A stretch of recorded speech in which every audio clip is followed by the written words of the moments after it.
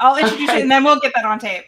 Hey, everybody. Oh, Sorry, Lisa and I were having an in depth conversation before we came on, and she thought we were live, but I hadn't hit the live button yet. So I do apologize. For those of you that don't know, Lisa Valente, she is an amazing woman. She is a Windsorite like myself. I've had a lot of different people from around the globe on, but I wanted to bring it local for the next couple weeks. And Lisa, it's an absolute honor and privilege to have you here on the show. Welcome. thank you. Thank you. And I got a new halo light, and it's so funny because I can't get centered. It's like I feel centered, and this didn't happen a minute ago when I thought we were live. But Oh, nothing. That's what the best part about live is, because you never know what's going to happen. We've had kids show yeah, up on our screen. We've had everything. So that's what live is all yeah, about. It's all about just going with the moment. So if you could share with the audience, people that yeah, don't know you, a little bit about your background, yeah. and then we'll Okay. go from there. Okay. So my name is Lisa Valente. I came from a really good family, really good life. And I was still got thrown into the depths of addiction. So for about a period of maybe 9 years, I experienced homelessness. I had a very strong addiction. It wasn't just a mild addiction. I was probably one of the worst. I've overdosed. I've almost died. I've lost my children. Um, I don't really like to get into the details because most of us have the same story. When you're talking about addiction, you're talking about loss, right? Right. So people usually know what happens. You're sick, you almost die, you lose your house, you lose your car, you lose your family, you lose everything. I like to try to focus on the positives. So I like to say, hey, this is where I was, and this is where I am, and then the story of how I did that. Right. So one day I just woke up and said, like, I can't do this anymore. And someone that was funny had posted something on Facebook about, I'll get to that later, about codependency, and said, we don't change until we get sick of our own shit. And I Exactly. got sick. I don't know if I can swear on that, but I got sick of my own shit. It was just getting to be too much, right? Right. So I woke up and I went right down to the unemployment help center. I signed up to get my GED. And I spent morning to night in front of my computer. You think college or university is hard? Try getting your GED. It is hard. It's difficult. Those questions and the math and the stuff you need to know. And So I almost like changed, so I was always addicted to the drug. And what happened was I got addicted to almost something else, like a healthy cross addiction. yeah. So I just consumed myself. I need to do this. I need to do this. I need to do this. So within probably about 90 days, I was able to go write my GED. The day I wrote my GED, my dad called me, I'm really super proud of you. I'll pay for your first semester of school if you're serious. I went right down to St. Clair College. And you got to think I was mid 30s at this point. So That's it's awesome, though. going to college, and it was difficult because you walk in and I didn't even know how to use a Mac. Like I'm in graphic design class, media marketing, and I didn't even know how to turn a computer on. It was because when you have an addiction or you're homeless for some time, you really get behind on. You almost stop growing. You stop Hmm. growing mentally. You stop growing with the world. It's like there was 10 years of the world that was missing. I didn't even know what Facebook was. I was like, how? What's Facebook? And everybody's like, you don't know what Facebook is? No, I have no idea. So Right. I went to school and I put, if you find your purpose, Yeah. you can find your future and you can find yourself again. And just being able to go to St. Clair, I was able to meet new people, new places, new things, have confidence, be proud of myself, right? Hmm. In that time, I did get I got my son back. My daughter was already a little bit older, and it was her decision, and she decided to stay where she was comfortable. But Right. I was able to get my boy back, and he was able to grow and learn with me too, because he came back into my life where I was at school, and he spent time at the college with me, and we belonged to a lot of groups, GMO Free Windsor Essex. So And that was my purpose at that time. I became a vegetarian, and my purpose was just to do good and to be a better person. And every day I woke up and I did the right thing. Like, what can I do today that's going to be a proper, healthy, conscious decision? And Right. if you work on it, and I'm not even just talking about addiction. I'm talking about anyone at any time that just wants to change, Hmm. just wants to, even with mental health or just from a bad relationship. If Right. you change your mindset and you decide that you are going to be positive and you're not going to let negativity in, you Yeah. can really, go far, right? Right. Right. So, I just really had to just stop you for 1 second here, Lisa. yeah, Sorry, but I just want to commend you, for owning your shit to begin with, and then yeah, getting thank sick of you. your shit, and then Yeah, moving forward from that shit, right, and just really getting your life back together. And because a lot of people would think, especially at 30, that they would be like, "Oh, forget it. I've already wrecked my life." But good yeah, for you for turning yeah, that and turning yourself around and educating yourself and furthering and getting your son back. That's truly amazing. And I yeah. just want to say to my amazing friend here, Tim Sean, he's tuning in from Pennsylvania. Hey, So, Tom. anyways, so now that you've got that, you went back to school, you got your Right. you're starting that life. Tell us a little bit more how you what your next step was and how you got so actively involved in our community. Okay, so this is how it happened. Was at that point of time, um, I needed to find new relationships and new healthy friendships. And at that time, I'd become vegetarian, and I learned Facebook. So when I was on Facebook, I found this wonderful people that were just talking about like genetically modified foods and food safety. And I thought, it's something I'm really interested in. So I started with a group, and there was a group of 5 of us, and then it dwindled down to 3 of us. And for the past 10 years, Mhm. myself, Lisa D, and April have worked together. And that really got me out into the world of activism. I wasn't an advocate at that time. I'll get to that later. I was an activist. So Okay. we did like marches and rallies. And then those events, we met a lot of like dignitaries, like MPPs. Cheryl Hardcastle was Mhm. always very supportive. Tracy Ransley was very supportive. And then you see these powerful women who have just so much soul and so much to give, and they're good people, and they get involved. They Mhm. were almost like role models, right? Mhm. So it's like, oh, you know what? That's what I want to do. I want to be known. I want to go the political route. I want to be a part of the community. So I started just joining. Every time there was a activity on the weekend, safe water supply, uh, just you name it, I was there. Even if it was something that had to do with another country and we're fighting for the rights of whatever, I would Mhm. show up to those events.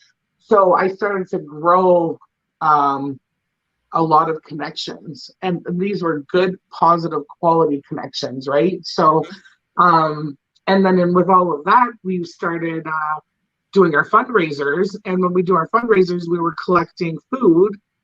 And one day we ended up at one of the shelters in Windsor. And then something hit me hard when I went there, because I was like I've been trying to do my own thing. And at that point, I was very ashamed of myself. So nobody knew my story. Nobody knew my life. I was not going to tell anybody what happened to me, because I would not get any trust or respect. Right. Right. So something hit me. And I thought, I think it was once at the Welcome Center, we dropped something off, and there's these women outside, and I could relate to them. Right. And I'm thinking, wow, like I really need to learn who I am again. Like I'm trying to be this new person, but who I was still part of me, right? Right. So I really started getting involved in advocacy. So starting to be a voice for the people who did not have a voice. Right. And again, through that, met lots and lots and lots of people. Um, but I've always been very, very motivated. So as soon as I finished school, I got a really good job, and I just started building businesses on my purpose. So originally what I do is I was going into businesses and helping them grow. and then leave that business. But then I thought, I need to make my businesses grow. So what I did was I just found things that I loved to do and things that I was interested in and things that I knew well. And I put those into profit, basically. Mhm. And my businesses are very successful. They do very well. I love marketing. That's what I went to school for. So I own an advertising agency. And again, through the advertising agency, it's wonderful for me because I'm able to support myself and support my family, but I'm able to do events and help so many other people. So they really go hand in hand. Right. Yeah. That's awesome. And what would you say up to date has been your biggest challenge? As far as like business or as far as like mentally? Well, I think we can all agree that I think the battlefield of the mind is the Right. number one hurdle, right? Once you get out of your own head, then things start to get better. But so, as a business owner here in Windsor, then what would you say your biggest struggle is with the business side of things? That's a hard one because I with my businesses they run so smoothly. That's Just good. because yeah. Give us tips then on how to run it so smoothly. Yeah, let's talk about the current situation right now. Right. We're in the middle of a pandemic, Right. so I can tell you right now, I won 2020 Platinum Award for event planning through Windsor Community Votes.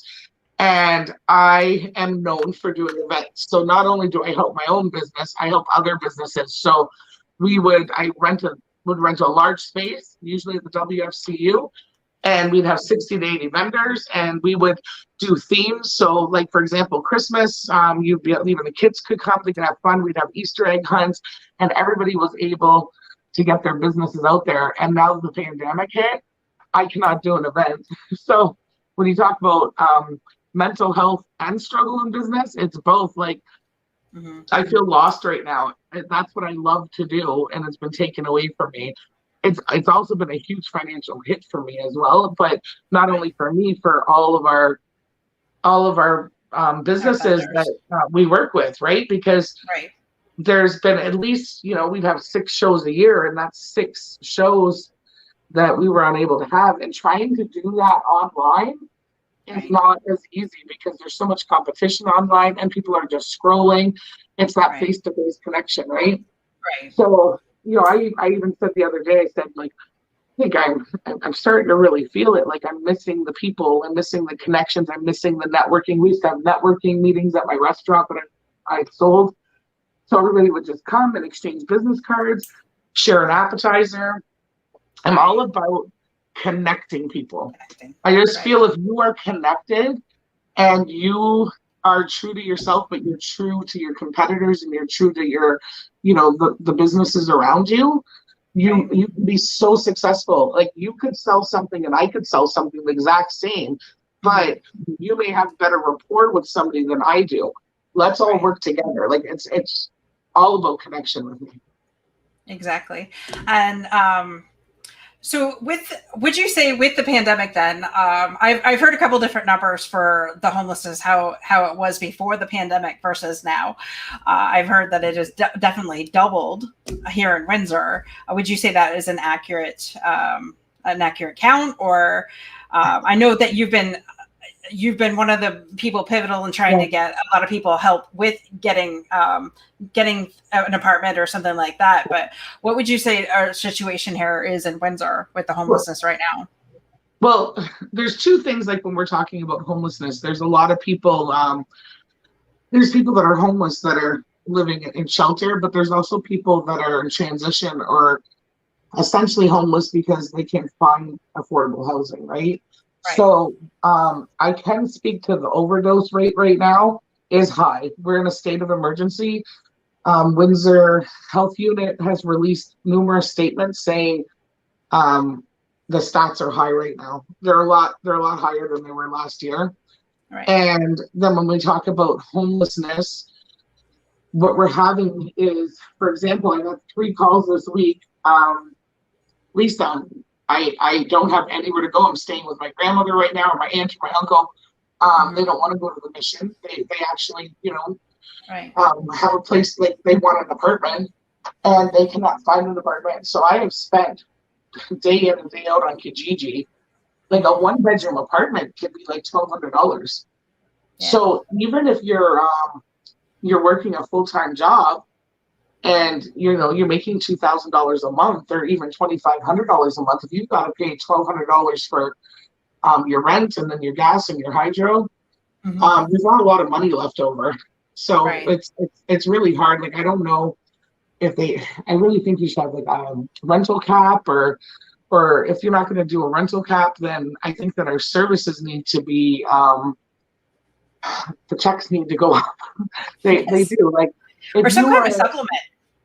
Some kind yeah, of supplement even.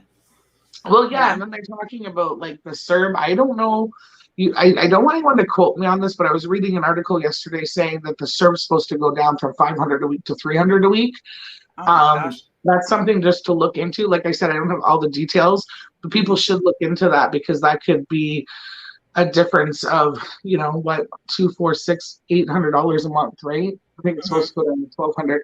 But when you think about, if you're on Ontario Works and you're getting a check, that does not even cover you renting a room. Mhm. So what you're finding right now is that a lot of people are sharing spaces, getting a 2 bedroom apartment. My Mhm. son too. My son is, he lives out of town, and he's living with a few buddies, and they're all splitting the rent, because how are you supposed to afford rent? I think the Exactly. apartment that they're living in is like $2,500 a month, because they're in a different city, right? Right. It's Wow. difficult.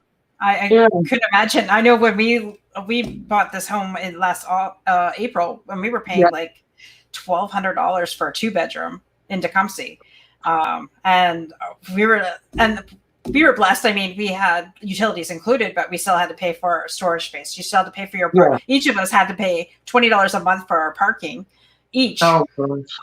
and Yeah, then it all adds up, right? So by the time, it's but hard.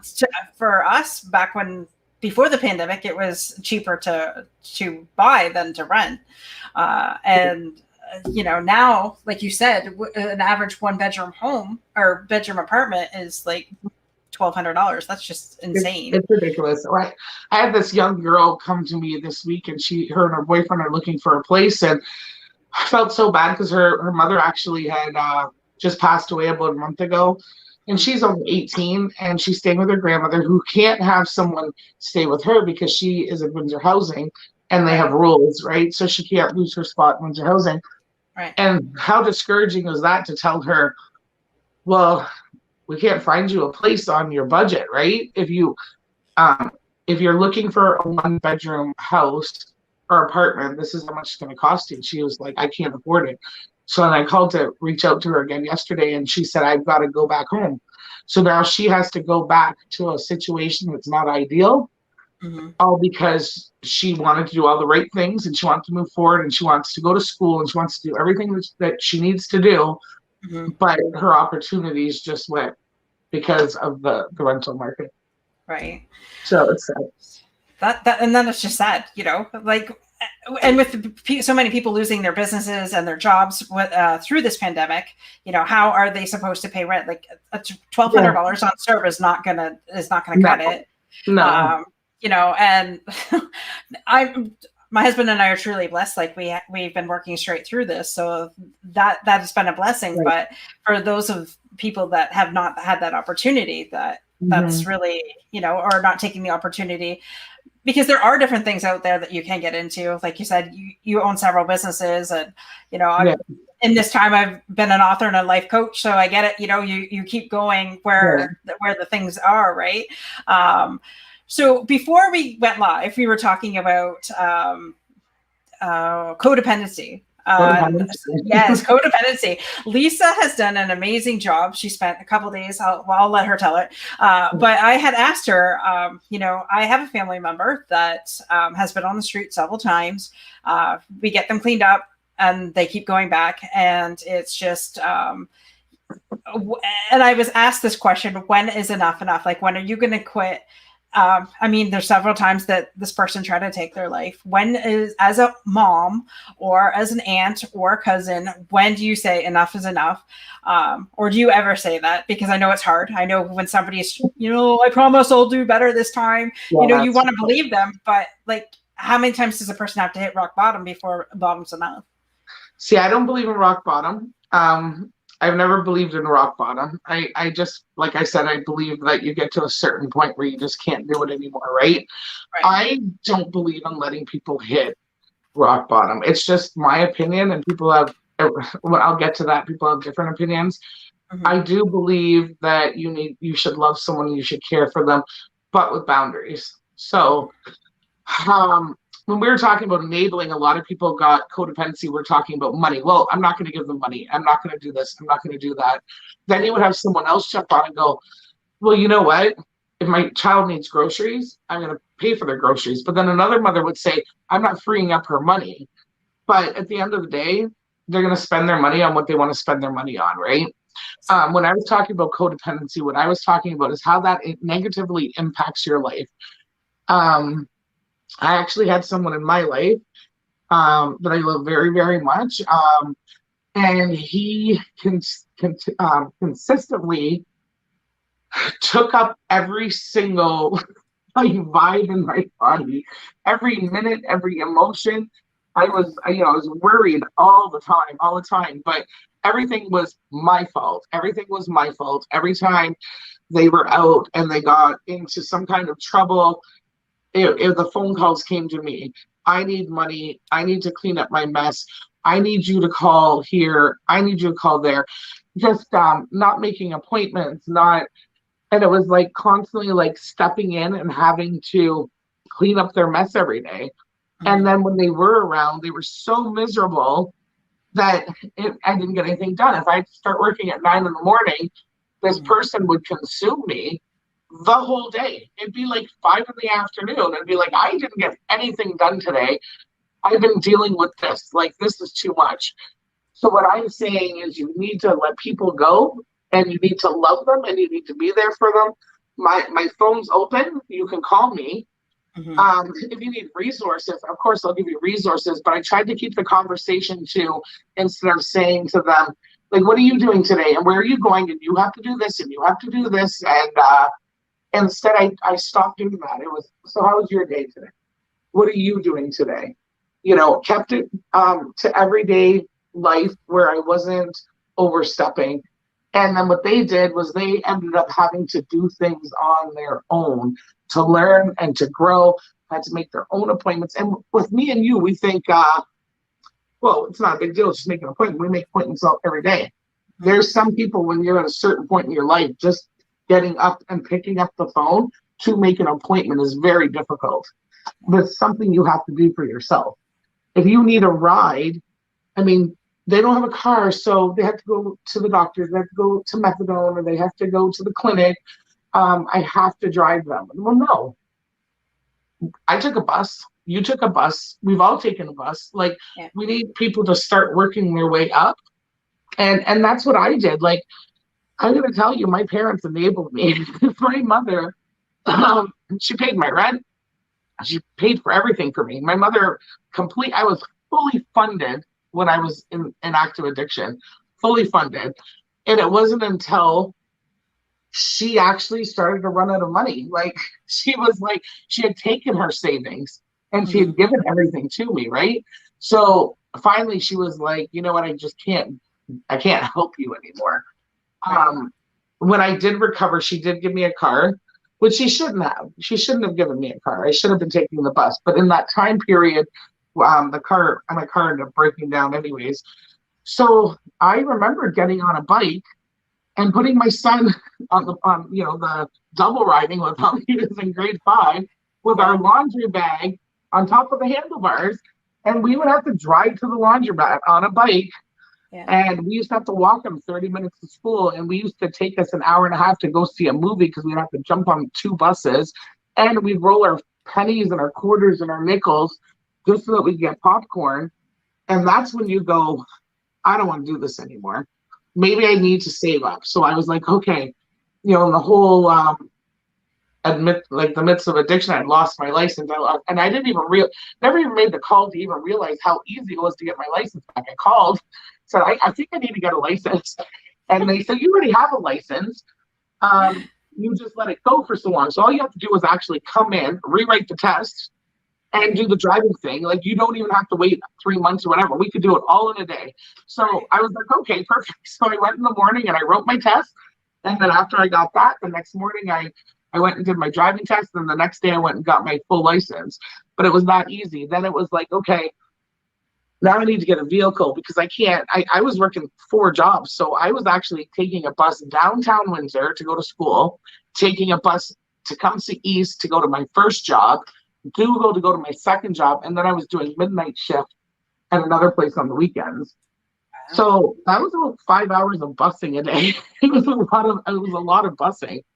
But you learn and you grow. So when I'm talking about enabling people, we need to let people do what they need to do. I understand some people are in a different mental state. We get them help. We get them counseling. We get them into the right programs, but we can't have them calling us. It's not working here. This isn't working. I've got to leave. Like, they see it over and over again. People are not treating me right here. Well, you know what? You're an adult now, and you need to learn how to deal with these situations. We're here for you, but where you are, you're safe, right? So. Yeah, and that's good. I mean, and I'm sure as a parent, it's very hard to allow your child to go through that, right? And that's why your mom helped you out as much as she did, because that guilt would be eating at her. But in the same sense, we have to let them do what they can do, And how else is anybody going to realize what they're capable of if we keep helping them? My brother, so many times we would bail him out. He never had a babysitter. We were family was the babysitter, and he was living in Dresden at the time. We were living in Chatham, and sometimes it was just so hard. It's just like, okay, we still have a full-time job. We still have to do this. Like he wasn't in addiction or anything. He was a single dad at that time. No, but it's for anything. Exactly. But again, you don't want to see your son hurt or your nephew hurt, and you want to make sure that they're taken care of. So it's, I had a girlfriend that her husband was addicted and things like that. And I, helped take him to detox and get him there. And the codependency I seen with her, it was so strong, and she ended up going to get help for that, because she was just so in the thick of that. She couldn't let it go. And it's a disease on itself, almost. Yes, exactly. I am the worst enabler. I'm going to tell you. This is why I post these questions. I am the worst. I just said everything I said, but you don't even know what I've done. I've done a lot. I've done a lot for people that I love, and a lot for people that I care about. And I think that's why this week I've woken up and said, okay, what are boundaries? Like, where do I draw these boundaries? Because I'm the type of person where neither one of my kids have addiction issues, but they need you a lot, and my son calls me a lot, and he expects a lot out of me, and he doesn't get what he needs. He's not happy, right? So I enabled him for years and years to treat me like that, and then now we have like a really nice, healthy relationship, because I don't allow him to do that to me anymore. If you call me and you're in a negative state of mind, and you're safe, and I know you're safe, I'm just going to let you go. And then you can call me back when you're in a better place, right? Right. And it worked. It worked. He's doing so well right now, just so well. Like I said, he never had addiction issues, but he's growing and learning from being spoiled, from being a spoiled child. Well, and I think every parent does that, Lisa. I think really, because I've seen how many times my parents helped my brother out, and I'm not going to say I'm a goody two shoes, but I never put myself in some of the positions that he's put himself in. Right. And I don't know. It's just sometimes, and as the oldest, I was just like, why doesn't he just grow up? Yeah, exactly. And he hasn't grown up. Or he didn't grow up because you didn't allow him to grow up, because you covered his ass all the time. No, it's true. And my parents go through that, but I mean, what are you going to do? I mean, but they eventually put the healthy boundaries up, and that's, Yeah. I think, as parents, that's basically where the first step is. Till they're whining and crying and you can't But take it anymore. if you ask 10 people, 10 people will tell you 10 different stories, but in all 10 stories, they will tell you that you need boundaries. Some people believe in just going, Kate, I'm done, I close the door. I'm not a close the door kind of person. I am, instead of, don't call me every day. Don't call me every day to be a little bit of every situation. But yes, we need to talk a couple times a week. Not 10-hour conversations, a nice, healthy half-hour conversation. My door is always open. If there's ever a situation, I always have a open door policy to anyone. I'm not talking about my family, my friends, anyone. If you ever feel like you're in an unsafe situation and you need help, then you can come to me, right? I just don't want to ever, in case anything ever happened and I just turned my back on someone, I couldn't live with myself. But like I said, we do have to do this healthy. But someone, I think I posted it after I'd seen someone else post that said, love cannot save you. Just ask the mother of an addicted child, because a mother loves so hard, and you're not going to have anyone who loves you, well, in most cases, as much as your mother. If your mother's fighting for you, she loves you, right? And the mother Exactly. can't save you. The mother can get you into a program. The mother can give you advice. The mother can get you treatment, bring you to a doctor, but you have to do the work. And if you're not willing to do the work, you're not going to be able to get to where you're going. And that's a key thing in my story, is that I put the work in. I put the work in. I was tired. I mean, for years I was exhausted. I was going to school and I was working 4 jobs, and I was raising a son, and it was really difficult for me. But that's what I had to do. And if you put in the work, you will get somewhere. If you put in if you honestly do what you're supposed to do in life, you can get to where you have to go. Exactly. And Yeah. like you said, it takes hard work. It takes showing up, and it's not easy every day.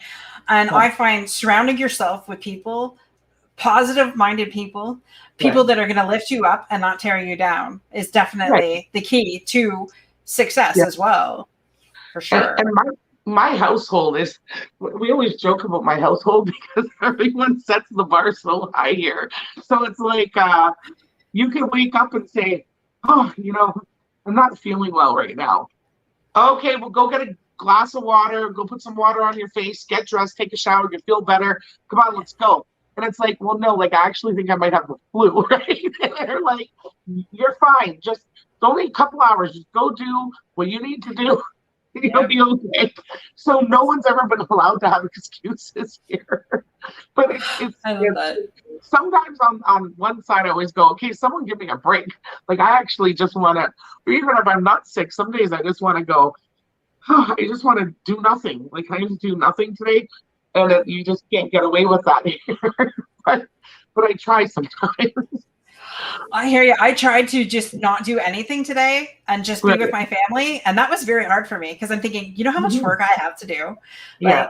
Like, as business owners, and I also have a Yes. full-time job, on top of everything that I'm doing, I get it. And it's just like to have that day. But my husband hasn't been home on a Sunday or a holiday in Right. months. So I'm just like, I'm gonna take the time to be with my family, whether I that's doing know. nothing. But for me, Right. I found that very hard today. But Very But hard. then when you go back to that, to boundaries, it's like, you know what?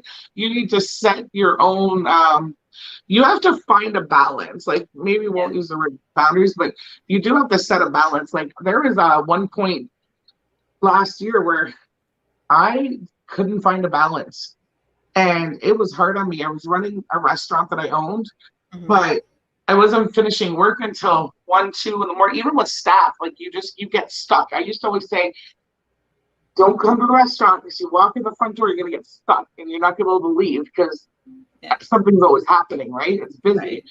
So, like, I missed so many bedtimes, and I never opened until 3 in the afternoon for a reason. People used to always say to me, "Why don't you open at 1? Why don't you?" Because I needed to have those mornings with my daughter, right?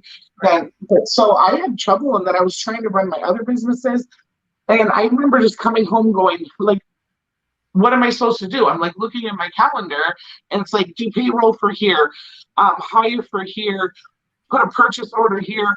We have an event on Saturday, and I'd have 5 things every hour piled up to the point where I'd wake up in the morning and I just would want to just not even wake up. I just wanted to go back to bed. I didn't even want to face my days because I was like, this is too much for me. I was leaving work and I'd disappear for 2, 3 hours where no one could find me. I was passed out in my car. I wow. couldn't even start my car. I would go out the back of the building, and I get in my car and I just go, just let me look at my phone for a minute, and I fall asleep. And I only live like 5 minutes from there. I was overdoing it. Yeah. So it's really important to find a balance and say, like, this is what we're going to do today. This is what we're going to do tomorrow. And if you have 10 things on your list and you only check off 3 of them, good for you. Those are 3 things that you've gotten done. Yeah. And the world's not, I used to always think the world's going to come crashing down. If I don't do this right this minute, the world's going to crash. And it's not. If you can't do it till later, or you run out of time, you need to do it the next day. Your mental health and your health and your family and the time you spend with your family is so much more important than money. And I learned that. Yeah. I really learned that lesson last year. Yeah. I sold my restaurant. Yeah, that is so true. You know, everybody's just like, oh, you know, bills have got to be paid, but you know what? Your employer doesn't care if you fall dead because they can replace you the next day. You are not replaceable to your family that easily. No. And so I used to be a recovering workaholic back when I was in my abusive relationship, and I was basically worked so much so that I wouldn't have to be home. Is basically how it was. But I've definitely learned that, you know, less is definitely more. And since I've gotten out of that and been married, I make my family top priority. And, you know, my employer knows that.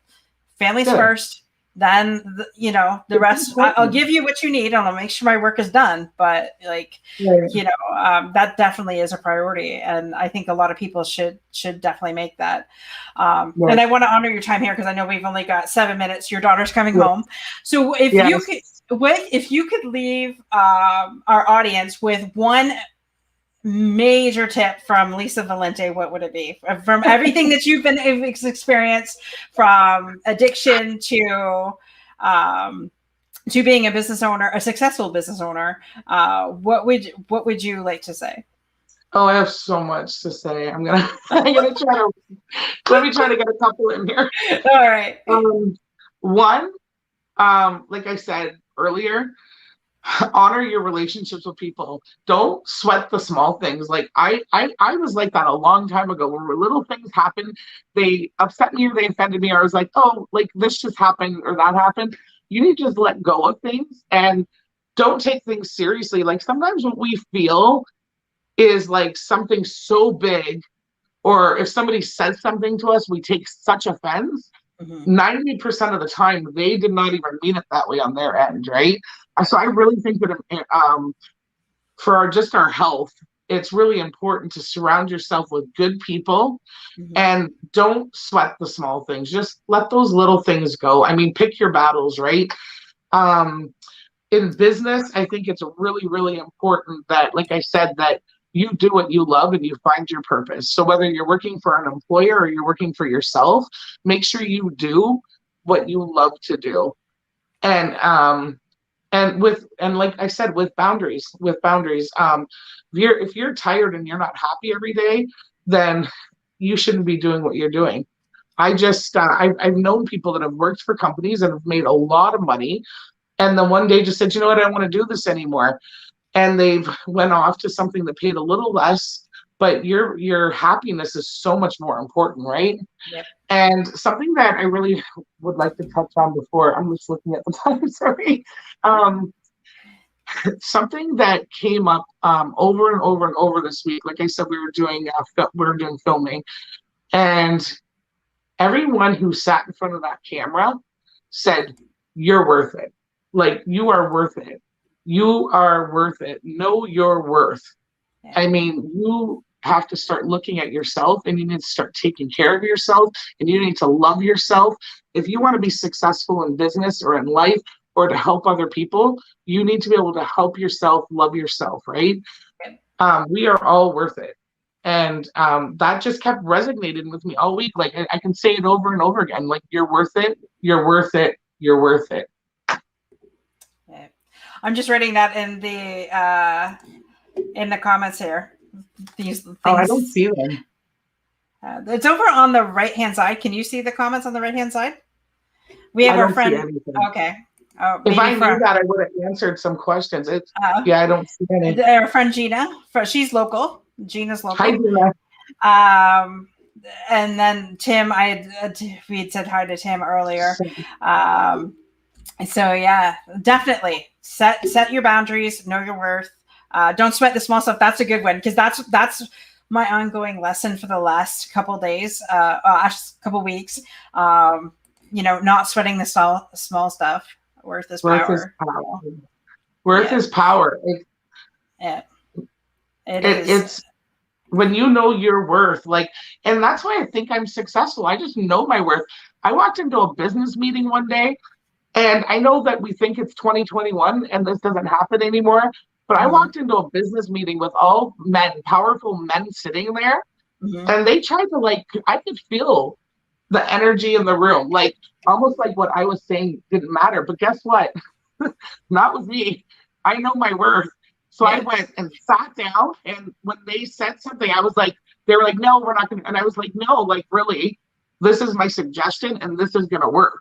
You want, we can go with what you're doing, but I mean, I have experience in what we're talking about. I just did this. I know this is going to happen. And by the end of it, I dominated that whole entire room, because you know what? I know my worth, and I was not going to sweat the small stuff and walk out. That was kind of big though, but still, like, you're not going to get to me. I know who I am, and I have a voice, and you're going to listen to me. And if you don't want to listen to me, and you don't have any, like, you don't want to hear what I have to say, then I'm going to walk away from this then. Like, I don't even want to be a part of it, but I'm not going to sit in the back and felt to be made less, right? Well, it's funny because when you made a comment, I don't know, maybe it was about a month ago in one of the groups. Lisa has one of these groups where local businesses can put advertisements up there. Right. And you had said, because somebody had been complaining that everybody wanted something for free. And when you said, if you give it to them for free, then they're going to keep wanting stuff for free, is what the gist of it was. I forget exactly what you said, but when you said, know your worth and charge what you're going to charge, because it was that your lasagna dinner for, was it Valentine's Day? And, people want everything for free, but that's not the case. Like, it costs us. Right. It costs us our time. It costs us, like, okay, yeah, it may take an hour of my counseling time with you, but how many years experience have I put into that, to be able to charge what we're charging? And so, you have your fresh ingredients, and plus how many years of experience is coming at you, for that price. So, people really undervalue themselves. Like, it with me, that was one post that happened to me, which was absolutely ridiculous. And the whole thing that I found out at the end wasn't even my price. It was because I had shown a smaller picture, but it was actually supposed to be bigger. But that doesn't matter. It was a misunderstanding with that. But I do know, like, I've had family members that have made like a jar of jelly or something, and then someone will say, oh, how much is your jelly? And they'll look at them and they'll go, oh, you know what? Just have it for $4. Well, that took you all day to make. So I have a theory on this. Is I always say material times 2 plus your hourly wage, right? And you set what you feel you're worth. What you is it 15 an hour? Is it 16 an hour? Is it 20 an hour? Is it 21 an hour? Depends on how time consuming it is, right? But it's just a jar of jelly should be sold for $8, right? Like, it's not worth your time you have to buy the jars. You have your time, your ingredients, like, and what people don't understand as well is that we're not, we're not a big company and we're not filtering things out of factories, right? We're Exactly. local, and like, let's support local. I'm big on supporting local. Yeah. You'll always see me support local. I love going down to the markets on Saturdays, but I mean, people aren't buying that large quantity to be able to be like, oh, I can get that at Walmart. Walmart has pepper jelly for $2.99. Well, yeah, from a factory somewhere, but for what, an extra few dollars, you get a better quality, and you're supporting, like, a family and your Right. local family. But it's not only like, if I buy from you and we all build connections and relationships and everything I'm talking about, I'm going to get that back, because then you're going to call me and say, hey, Lisa, why don't you do a website for me? Or can you do this for me? Or can you do that for me? And yeah, for sure. And then in the midst of that, I'm telling my friends and they're buying stuff from you, right? Supporting local is so important. If it takes me an extra couple dollars, and then if you talk about, as far as, I used to say this with organic, people they'd say, it's so expensive to shop organic, so I can't shop organic. Well, instead of buying 3 lemons, you buy 2, right? And you can still support local and still stay within your budget, right? And you can pick and choose who you're buying from. Yep. So exactly. yeah, So Lisa, where can people find you if they wanted to get in touch with you? Lisa Valente, lisavalente.ca. I Perfect. branded myself. It's so much easier. I love that. So you have I used media. to send people everywhere. Yeah, I used to send you, because if you want marketing, you can go here. If you want foods, you can go here. If you want back to eat, you can go here. And then finally I went, you know what? Type on lisavalente.ca and go to the page, and then I have all my businesses listed. Yes. And she has quite a few, and you still cater. Yeah, I know you got rid of your restaurant, but you still cater. So we still do catering. Yeah, and then you have, like you said, your media, and then when this shit stops, we can have events again. The events are so big, and then I also do like a lot of. I do business plans. I do like really creative business plans where they're not just like, that boring bank stuff. I throw pictures in, I throw images in. They're colorful. Like, if they're sitting in a pile and you're trying to get a grant, I can rest assured that they're going to be they're going to grab a hold of your business plan, because they're not going to be able to not miss it, right? And then I also do like swag and stuff. So if you come to me for a website or any of your needs, we'll do the t-shirts, we'll do the water bottles, we'll do all of that stuff. So perfect. And I did put your website in the comments, and I also put them on the show notes. So if anybody happened to miss it, it's in the show notes. So Lisa, I just want to thank you so much for being on here today. And anytime you want to come back on, I'm booked till August, but definitely anytime you want to come on. I love, like you said, supporting local. It's an honor to have another Windsorite on here. Next week we're actually having Greg next week, so Greg.